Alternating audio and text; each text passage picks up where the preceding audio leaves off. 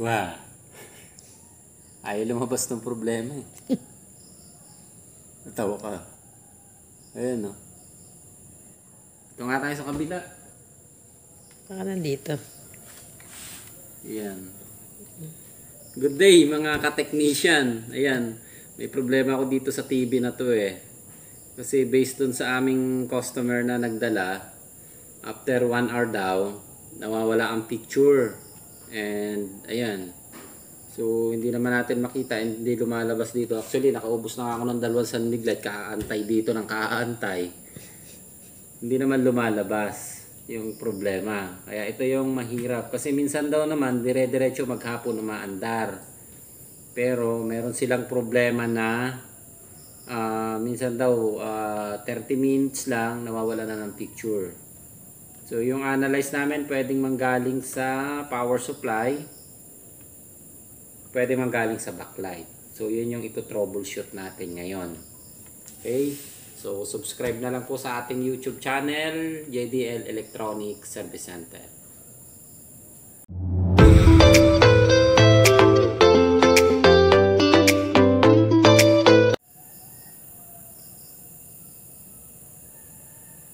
So ayan, nandito ulit tayo. Ito yung problema kasi na talagang mahirap gawin. Dahil yung problema niya, hindi kaagad lumalabas. Pero ito yung ito-troubleshoot natin. Meron akong napansin kaagad sa kanya, dun sa power supply. Kung ilalapit mo dito, maririnig niyo yung hissing sound ng power supply. Ayan, tapat mo dito speaker. Ayun, ewan ko kung naririnig niyo yung parang ugong ng power supply. Kuliglig yun. Yan, hindi kuliglig yun. Power supply niya yun. Ayan. Okay. Ayan. Okay. So, maaaring ang problema natin nasa power supply. Kasi based naman dun sa ating customer. Kasi kung backlight ang problema natin, maaaring hindi na talaga siya lalabas ang picture. Pero lumalabas ang picture niya. And ang nagiging problema yung eto, may hissing sound siya, may naririnig tayo na ingay dun sa power supply. Ayan, so po-focus muna tayo sa power supply. I-check natin ang voltage. So idadapa ko lang yung unit muna, tinanggal ko yung signal. Ayan. Okay, gamitan natin ng hiwagang tester. Okay. Ayan. So body ground tayo, naka-on yung unit natin ha. And may dalawa lang siyang supply at tatlo. Kasi 1, 2, 3. May tatlong output diode siya. Ayan. So 11.4 volts. Yung isa 18 volts. And yung isa 18. Magkasama lang siya. 18 and 11. So pumapatak na 12 volts to. Yan. So mababa yata yung voltage natin kasi 18 eh. Ang nasusukat, wala kasing naka-indicate dito kung ilang volts. Pero ang nasukat natin 18 and 11.4. And meron tayong naririnig na ayun para siyang kulisap na maingay o kuliglig. Kuliglig ba tawag doon? Ayan. So sa backlight naman natin, ayan, 34.7 ang nasukat natin. Pero naka-on ang backlight kasi natin kaya nakababa ang voltage natin. So 34.7. Ayan. I-check na lang muna natin. Maaaring kasi sa ganitong problema, kapag inanalyze natin ang power supply, so maaaring yung ingay na yan, doon sa mga veteranong technician, alam na nila yan eh. Kapag may maingay na yan, maaaring nasa primary or secondary, yung naririnig natin na parang kuliglig. So kadalasan yan capacitor. So ang gagawin natin, magche-check tayo ng capacitor para makita natin kasi mahirap i-troubleshoot yung ganito. Buti pa yung totally blackout or yung wala kaagad siyang backlight or wala siyang sounds. So makikita na kaagad natin, alam na natin kung saan tayo magpo-focus. Yan. Pero yung intermittent na problema, medyo mahirap natin makita kaagad. Ayan. Kaya ang ginawa natin, magpo-focus tayo doon sa power supply dahil yung naririnig natin na parang kuliglig. Ayan. So tingnan natin kung mawawala, and let's check natin. Ito yung capacitor siguro na unahin natin. So maring sa secondary tayo muna. Ito yung part ng secondary. And ito yung primary. So bubunutin natin yung mga capacitor na ito para ma-check kasi hindi siya pwedeng i-check ng nakakabit doon sa unit. Pero tingnan natin kung kayang basahin ng flow tester natin kahit nakakabit yung ating capacitor. Yan. So patayin ko muna yung unit. Okay. So kalasin ko.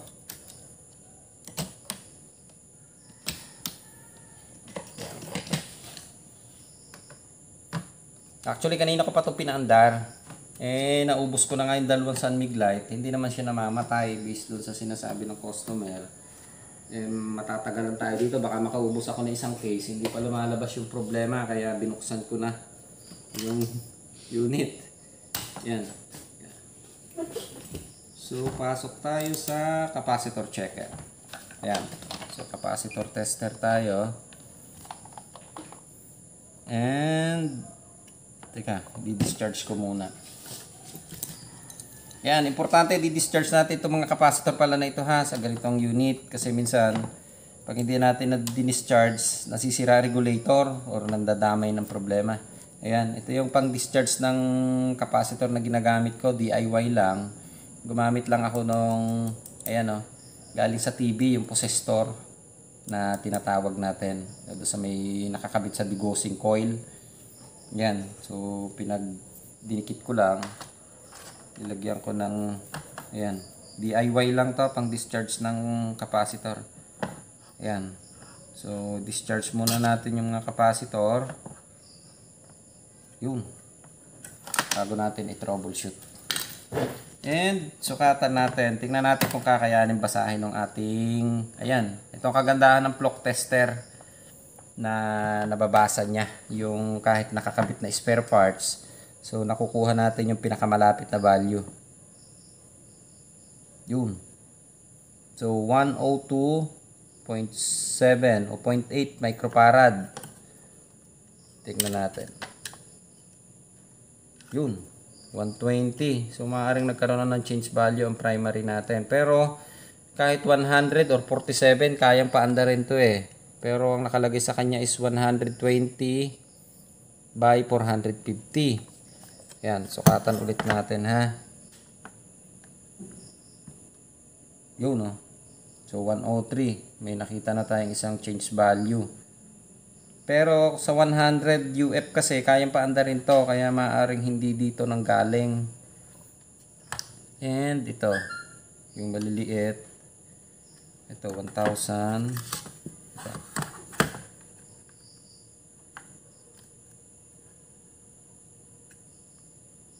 Yun. 1279. So 1,000 UF to. So malapit-lapit pa ito. And itong isa. Yun. 911. Ang value nito. Ayun. So nasa 1,000 microfarad din. Yun o. So malapit pa siya sa katotohanan na maaaring good pa siya. Etong isang maliit. Uy. Hindi natin masukat to ha. Yun. 127 din to. Anong value kaya to? 220. So nakakabit lang siya sa 1,000. So itong isang malaki, ito.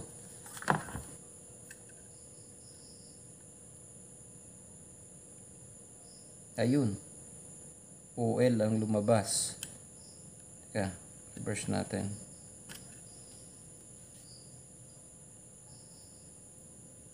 Yun. So wala tayong ma-detect dito na problema. Teka, markingan natin para alam natin bubunutin.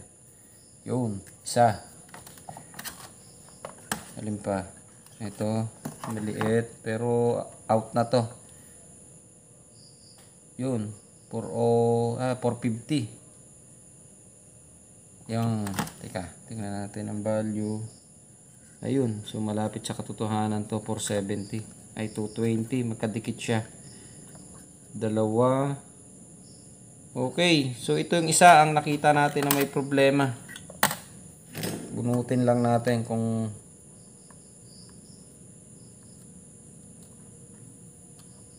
yun. Pero makikita nyo yung capacitor, napakalinis oh. Yan oh.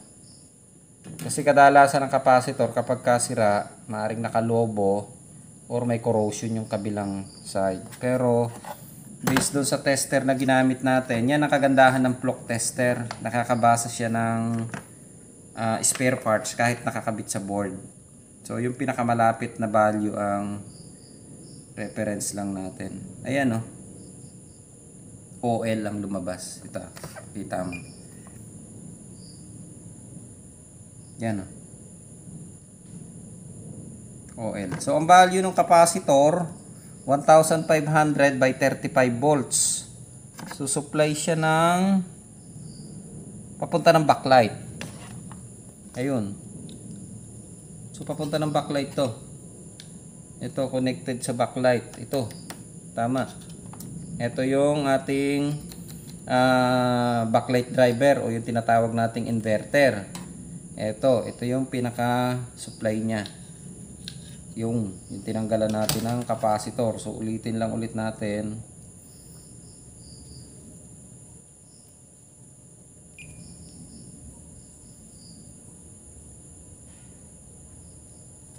Yun.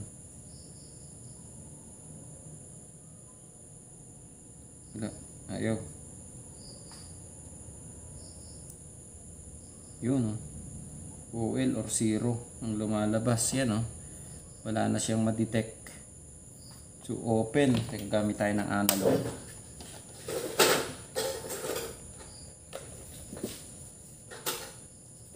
So ang tester. Okay. So sa X100 tayo.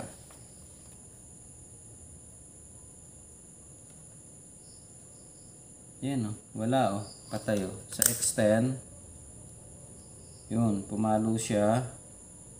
Pero 1,500 to. Dapat sagad ang palo nito. So change value talaga siya. Sa X1K, ayan oh. Hindi na siya bumabalik. Yan. So defective. Then do sa ating analog, ayan, OL ang lumalabas. Ayan. So 1,500 UF. Kaya lang wala yata akong 1,500 UF dito. Teka, titingin ako.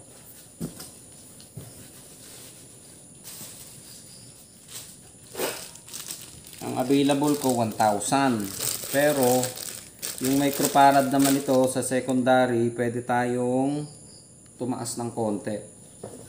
Ayan. Ang gagamitin ko 1,000 by 35, pero gagamit ako ng dalawang capacitor.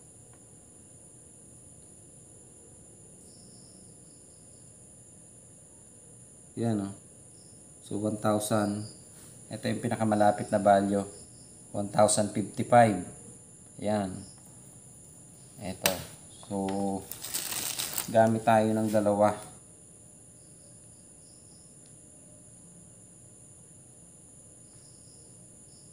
Yun. 1,091. Okay, so kakabitan na lang natin ang capacitor to and saka natin siya uobserbahan. Pero sure tayo, defective ito. Yan, based doon sa ating flock tester. Yan, may kamahalan nga lang po yung ganitong tester, pero sulit naman kayo kapag nag-check kayo ng spare parts.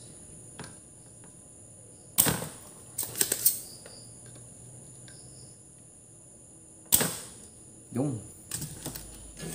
Okay, so 1,500 kasi yon. Wala akong 1,500 kaya i-add ko na lang to. So magiging 2,000 UF siya. So okay lang naman ito at mas mataas ng konti compare dun sa original. Yung kabit na lang natin to dito. And ayun. Teka, sasamahin na natin siya.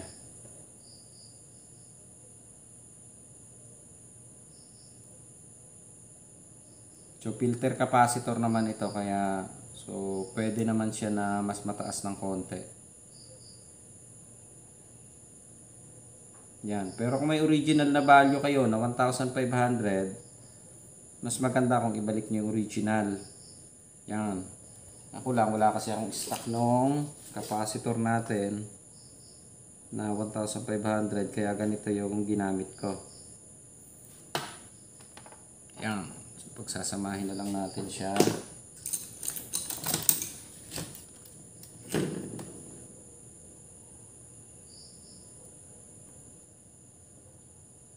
Yung. Okay. So, 1,000 plus 1,000 magiging 2,000. Masarap kung pera to, no? Yung.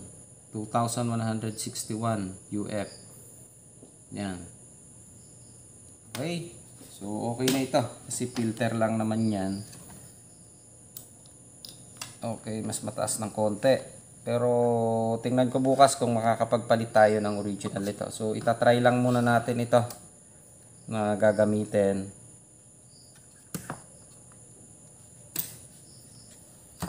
Kabit natin. Pag sumabog ay sira. Bawas ng paa. Yung ayos, ganito na siya. And ikabit natin ulit. Saka natin obserbahan. Pero malamang bukas na ulit ito obserbahan ng diretso. I-update na lang natin ulit ito bukas siguro kung wala na siyang naging problema. Yan. So, isiningit ko lang itong pag-repair ng TV. Kasi yung aking technician na pinagagawa ng TV, pinasaba ko sa installation kanina. Kaya, yan. So, ikakabit ko muna para maobserbahan. Hindi siya nakagawa kanina. Natambakan din ako ng board ng aircon. Yan. So, siningit ko lang muna ito. Tingnan natin kung garanti sabog na to. Okay, saksak.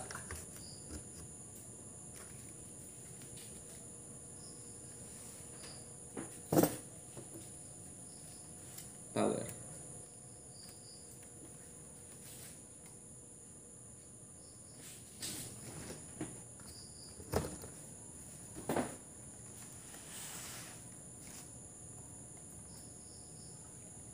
Kulang ako din yung sinaksak pa.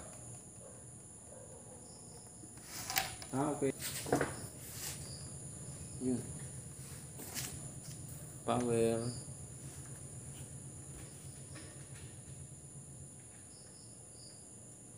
Ayan. So, lumabas na yung kapitan ulit natin ang signal. Pero yan, mapapansin nyo dito, yung kanina na parang kuliglig na naririnig nyo, nung palitan natin ang capacitor, wala na yung kuliglig. Ayan, so wala na tayong naririnig na kuliglig. And sukatan nga ulit natin ng voltage kung ilang volts na siya. Ayan, teka, tataob ko nga muna. So, yun. Ayos. So nawala na yung parang tinatawag kasi namin dyan yung humming sounds. Yan. May problema sa power supply. Ito yung sinukat natin kanina. So ayan, tumas na rin yung supply natin. Oh. Yung nasukat natin kanina na 18 volts na pinakita ko sa inyo. Ayan, oh. 23.9 na siya. So 24 volts pala ito, yan oh. So 18 volts lang ang nasukat natin. So 18 volts dahil nag-drop siya dahil dito sa ayan oh, yung filter. Sira yung filter capacitor. So ayan oh, hindi nyo siya mapapagkamala na defective kung tititigan nyo lang at hindi nyo siya talaga i-check sa tester dahil wala kayong makikitang ayan oh, indication na sira. Kasi kadalasan to pag sira, lumulobo yung ibabaw or may corrosion sa ilalim. Ito wala. Ayan. So, ulitin natin yung power supply niya. Oh. Yung 23.9. Nakikita ta. Ayan. 23.9 and yung isang supply ayan, 22 volts. Itong isa yan, 12. 12.6. Yung nasukat natin kanina is 11. O, tumaas na siya. Oh. 12.6. Yung isa, 23.9. Yun. Okay, so yan yun. 24 volts dito. Yung supply ng backlight. So, maaaring nakuha na natin ang problema. Ayan. So, yun lang yung kagandahan na may capacitor checker tayo kasi nakikita natin kaagad yung problema. Ngayon, kung sa analog kasi hindi natin makukuha yung exact value niya. Kung nag-change value ba or kasi sa analog minsan pumapalo ito. Kahit defective yung capacitor, pumapalo siya. Yan. Kabitan natin ng signal. Hindi ko na malalagyan ng audio dahil medyo nababatas tayo kapag may sounds yung ating video.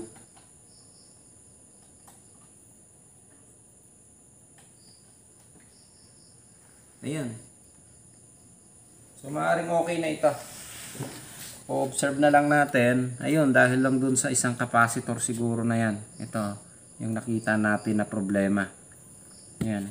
So, eto, kung makaka-provide kayo ng ganitong sana na tester, medyo may kamahalan nga lang yung ating tester and meron siyang capacitor checker na kahit nakakabit dun sa ating unit yung capacitor, nakukuha niya yung value. Yan, nadidetect niya yung value. And meron din naman kaming isang ginagamit na bugbugan. Yung ganito, medyo mabagal lang siyang magbasa. Yung Sanwa. Ayan. So, medyo bugbog sarado na ito. And, pambugbugan lang talaga itong gamit namin dito sa Sanwa na ito. Minsan, pinapagamit namin sa mga technician namin. Ayan.